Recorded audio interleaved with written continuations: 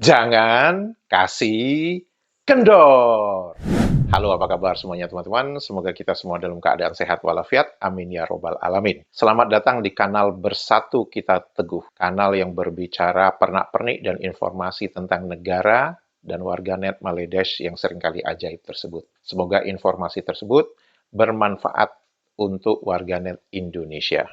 Teman-teman, untuk video kali ini saya akan mengangkat dua topik. Topik pertama adalah ketika kunjungan Presiden Republik Indonesia Prabowo Subianto ke Rusia yang dilaksanakan dalam minggu ini kalau nggak salah ya. Seperti kita ketahui ya bahwa beberapa minggu sebelumnya itu Perdana Menteri Malaysia Anwar Ibrahim juga berkunjung ke Rusia. Dan kita ketahui bahwa di dalam pertemuan itu ada mahasiswa Rusia yang berbahasa Indonesia kepada Anwar Ibrahim, kemudian Anwar Ibrahim menjawab dalam bahasa Inggris. Saya ada membahas video itu ya, dan saya membandingkan ketika bagaimana reaksi Prabowo ketika ada seorang jenderal dari Thailand berbahasa Indonesia kepada Presiden Republik Indonesia, dan di saat itu ada Perdana Menteri Thailand juga di sebelahnya Prabowo. Namun Prabowo beberapa kali bertukar percakapan dengan Jenderal Thailand dalam bahasa Indonesia. Ketika Presiden Republik Indonesia datang ke Rusia, tentu saja dia akan disambut oleh diaspora Indonesia ketika sebelum beliau masuk ke dalam satu ruangan gitu, dalam satu gedung. Ada mahasiswa kedokteran dari Papua yang belajar di Saint Petersburg di Rusia. Kemudian ada juga yang dosen bahasa Jawa di Rusia. Kemudian ada juga yang memang bekerja di Rusia. Nah, yang menarik itu adalah ketika Presiden Republik Indonesia berbicara dengan salah satu orang Rusia yang di mana beliau adalah dosen bahasa Indonesia di Rusia. Dan teman-teman bisa mendengarkan sendiri bagaimana obrolan antara Presiden Republik Indonesia dengan warga negara Rusia yang ternyata suami dari warga negara Rusia itu adalah orang Indonesia, seorang dokter. Dan yang menarik lagi ya teman-teman, kalau teman-teman memperhatikan bahwa bagaimana kosakata seperti Alhamdulillah, Insya Allah, Astagfirullah, itu adalah kosakata yang umum digunakan di Indonesia meskipun Anda bukan beragama Islam. Saya yakin teman-teman yang sering berinteraksi dengan berbagai suku di Indonesia, berbeda agama, itu kosakata seperti Alhamdulillah, Astagfirullah. Itu adalah kosakata-kosakata yang umum digunakan oleh warga Indonesia ataupun yang bisa berbicara bahasa Indonesia, dan itu seperti alami saja dikeluarkan kata-kata itu. Teman-teman bisa mendengarkan ucapan Alhamdulillah yang secara alami saja diucapkan oleh warga negara Rusia, dosen bahasa Indonesia itu, di mana dia mengatakan, ya Alhamdulillah, ya. Teman-teman bisa memperhatikan ya bahwa kita sudah menganggap bahwa kosakata Alhamdulillah, Astagfirullah itu adalah sebuah kosakata yang umum digunakan oleh rakyat Indonesia apapun agamanya. Silakan teman-teman menonton video ketika kunjungan Presiden Prabowo Subianto ke Rusia. Saya dosen bahasa Jawa di sini, Pak. Oh iya. Ya, ada PMI, ada diaspora, ada mahasiswa. Saya yang Papua. Oke. Adik. Saya Ambon, Pak. Ambon. Ambon. Namamu apa? Aku Marga Xiaomi, Pak. Siombing. Iya, Pak. Siombing tuh dari Sumatera Utara. Iya, bukan Pak. Saya dari Siborong-Borong, Pak. Horas maju-ajua. Senang banget karena udah salaman secara langsung dengan Pak Presiden, orang nomor 1 di Indonesia. Tentunya senang banget. Iya, dari mana sih Borong-Borong? Horas maju-ajua gitu katanya. Bisa bahasa Indonesia? Sedikit. Oh iya. Kita mengajar biar kita lupa bahasa. Guru bahasa Indonesia. Saya guru bahasa, memang linguis, Pak. 7 bahasa, Pak. Itu apa kerja sini? Saya dulu dokter, cuma sekarang Dokter. Iya, sempat alhamdulillah saya tadi sampai sekarang masih sangat ingat semua kata-katanya Bapak karena saya sapa kan pakai bahasa Indonesia dan Bapak Prabowo perhatiin bahwa saya bisa bahasa Indonesia, dan kita kalau keluarga kami semua datang untuk berjumpa beliau, dan sempat kata sesuatu seperti wah bahasa Indonesianya, terus di sini terus tanya suami juga lagi apa di sini, kerja di sini apa, dan saya juga sempat bilang bahwa saya linguis, dosen bahasa di sini.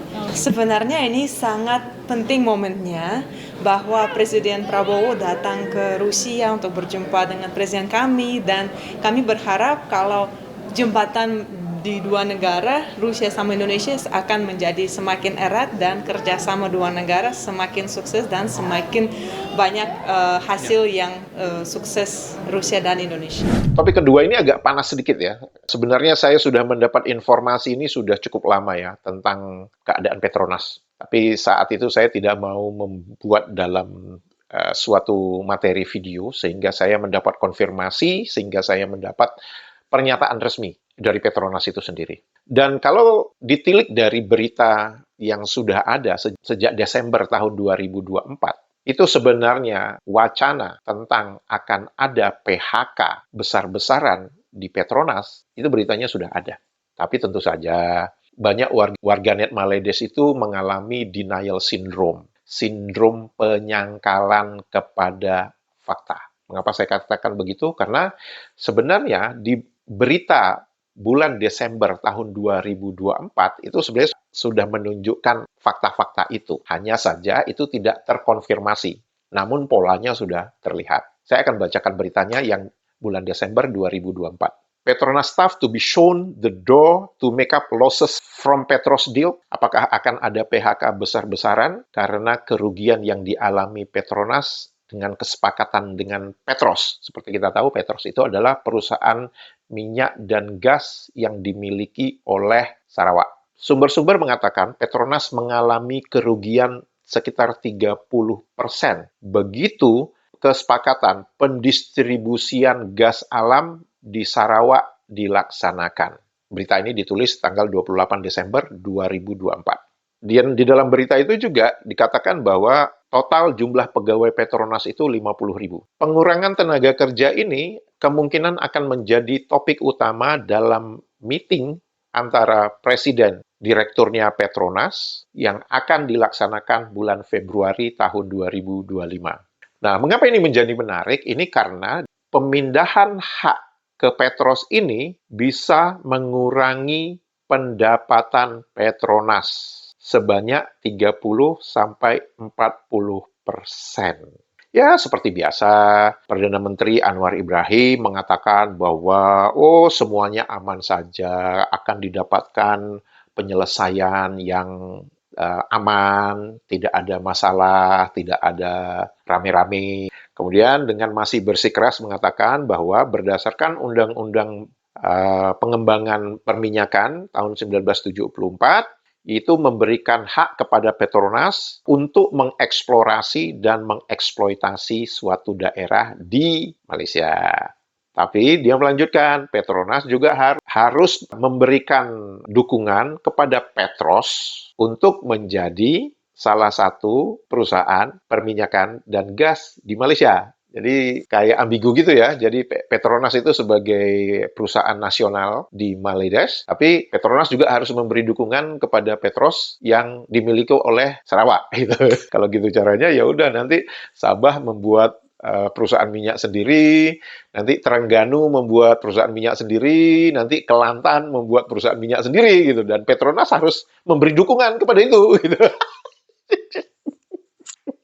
Perselisihan ini itu dihubungkan dengan keinginan Sarawak yang ingin memiliki peran yang lebih luas lagi untuk penguasaan gas di negeri Sarawak, dan itu yang dikatakan oleh Gubernur atau Menteri Besar Sarawak. Nah, ini yang menarik ya, teman-teman. Di Maledes itu, semua provinsi itu, nama kepalanya itu adalah Menteri Besar. Tetapi untuk Sarawak, namanya Premier. Sedangkan kalau kita bicara Premier, itu kan berarti Perdana ya. Bisa jadi itu adalah Perdana Menteri Sarawak. Kita bisa melihat bersama bahwa Perdana Menteri Malaysia dengan Premier Sarawak itu duduk bersama untuk berbicara tentang Petronas dan Petros. Kepada kita yang masih berpikiran waras, kita akan berpikir, wow. Mengapa saya mengatakan wow? Karena artinya Premier Sarawak itu sudah memposisikan dirinya berada dalam tingkatan yang sama, level yang sama dengan Perdana Menteri Malaysia. Dan yang kedua, Petronas dan Petros itu juga sekarang sudah mempunyai level yang sama, tingkat yang sama.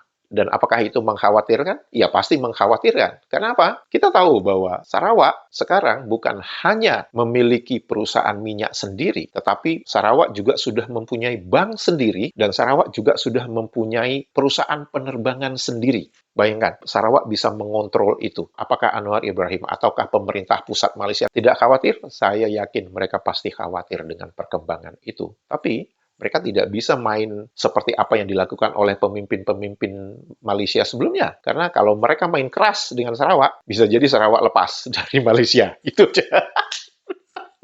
Ini perkembangannya lagi ya. Pada bulan Februari tahun 2024, Petros itu ditunjuk sebagai penguasa gas di Sarawak. Dan ini memberikan Sarawak kontrol untuk semua gas alam yang dihasilkan di Sarawak. Mulai dari distribusi, penyediaan, dan penjualan gas alam tersebut. Dan sebelumnya, pada tahun 2020, sebuah kesepakatan ditandatangani antara Petronas dan Petros yang memberikan Petros itu full control, penguasaan yang penuh, dan otoritas yang penuh untuk supply, penjualan, dan distribusi gas di dalam Sarawak itu sendiri. Itu 2020, tapi di Februari 2024 itu bukan hanya di dalam Sarawak, tetapi sudah keluar dari Sarawak. Jadi bukan hanya di dalam negeri Sarawak saja. Dan yang menarik, berita pada bulan Februari tahun 2025, pernyataan dari Presiden Petronas yang mengatakan bahwa tidak akan ada Petronas dalam 10 tahun ke depan jika kita tidak melakukan restrukturisasi.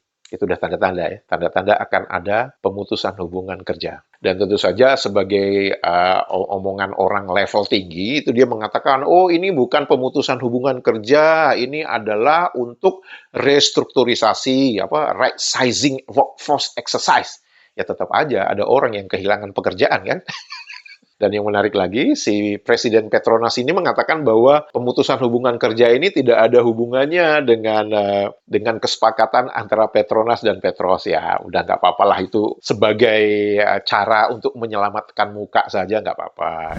Nah, masih di bulan Februari, keuntungan Petronas turun 32%. Cocok nggak dengan apa yang diberitakan, yang dituliskan pada bulan Desember tadi, di mana keuntungan Petronas itu bisa ngedrop 30-40% begitu kesepakatan antara Petronas dan Petros itu diimplementasikan. Cocok kan? Nah, akhirnya berita itu datang. Tanggal 5 Juni 2025, Petronas akan mengurangi pegawainya sebesar 10%, yaitu 5.000 pegawai. Dan itu sesuai dengan apa yang ditulis tadi, bahwa total pegawai Petronas itu 50.000, kalau 10%-nya berarti 5.000 pegawai akan kehilangan pekerjaannya. Alasan yang diberikan oleh Petronas bahwa pengurangan tenaga kerja ini karena margin keuntungannya itu semakin menipis, kemudian lapangannya juga semakin kecil, yang mengatakan bahwa akan sulit mendapatkan keuntungan sesuai target dengan harga minyak yang saat ini 65 USD per barrel ya. Presiden Petronas ini mengatakan bahwa penghitungan mereka itu berdasarkan harga Brent oil atau harga minyak mentah Brent itu adalah 75-80 USD per barrel. Padahal sekarang harganya itu sudah mendekati 65 US dollar per barrel. Itu yang mempengaruhi akhirnya mereka melakukan pemutusan hubungan kerja. Kemudian juga, nah ini tahun 2024, Petronas melaporkan, mereka menyatakan bahwa keuntungan mereka turun 32%, di mana sebelumnya keuntungan mereka juga sudah turun 21% di tahun 2023. Nah, pertanyaannya itu adalah seperti ini ya, apakah kali ini saja harga minyak yang sekarang berapa? 65 dolar per barrel itu terjadi? Enggak. Bahkan pernah sampai 40 US dollar per barrel. Namun saat itu, Petronas tidak melakukan pemutusan hubungan kerja. Namun ketika harga minyaknya sekarang 65 US dollar per barrel, pemutusan hubungan kerja dilakukan sebanyak 5.000 pekerja Petronas akan di PHK. Itu akan sangat menarik. Mengapa kalau saat harga minyaknya 40 US dollar kamu tidak melakukan PHK? Mengapa di harga 65 US dollar kamu melakukan PHK? Gitu kan? Berarti kan ada sesuatu yang mengambil aset dan keuntungan Petronas yang selama ini mereka nikmati. Satu-satunya penjelasan ya aset dan keuntungan yang mereka dapatkan dari Sarawak. Di mana sekarang Petronas harus berbagi dengan Petros. dengan semua kesepakatan penguasaan, supply, penjualan gas alam dari Sarawak itu harus dipegang oleh Petros. Dan Petronas tidak bisa berbuat apa-apa. Dan konsekuensi logisnya adalah apa? Pengurangan tenaga kerja. Teman-teman, jika informasi ini informatif dan bermanfaat untuk teman-teman semua, jangan lupa jempolnya dan komentarnya. Untuk itu saya mengucapkan terima kasih. Siapa kita? Indonesia!